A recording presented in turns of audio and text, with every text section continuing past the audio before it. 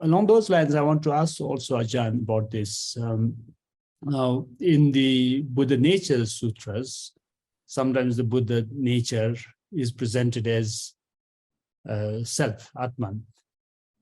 And then you have also the Pali canon.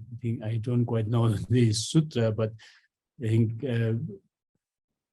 this verse is often cited, the Buddha saying, Ananda, you should have self as an island, have self as refuge, do not have other things as refuge. So, atta diva virata, atta sarana.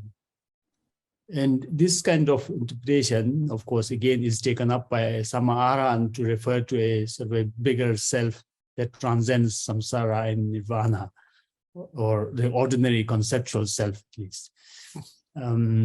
So we have, again, any Pali Sutra sources that link very well with this. Can we say that, just like the case of luminosity in Anguttara Nikaya and the Shunyata in Chula Shunyata Sutta, you have this concept of atta also presented systematically in the Buddha Nature Sutras? Systematically is always a problem for the early sutras. There are many discussions of self. Some of them are ambiguous. And it all, of course, always depends on how you or I, the reader, the listener, interprets the word self. So that is what, to me, that is one of the problems, you could say. It's sort of like a dialogue of the deaf. The two different sides aren't really listening to each other because they're talking about different definitions of self. So that you really have to take on, I think, an individual basis, that the different interpretations have been followed in Theravada living tradition, Theravada meditation traditions within the school of Theravada in Southeast Asia, particularly in Siam or old Siam or Thailand.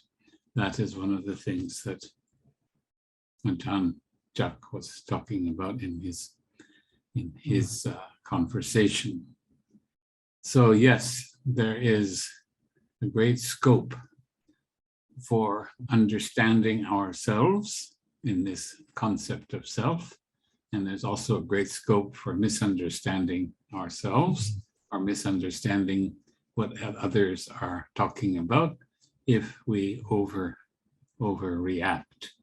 And if we say dogmatically, oh, but there's no self in Buddhism, so how can you say that?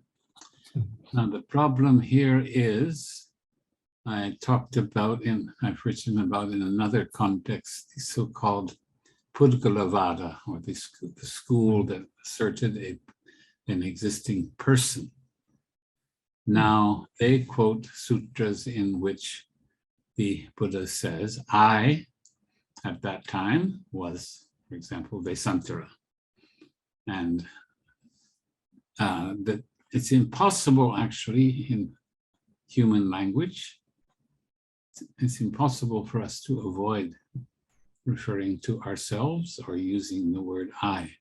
So we have to carefully examine what is the referent of the I, and that is part of the various meditation practices, whether the I is the physical body, whether the I is the feeling.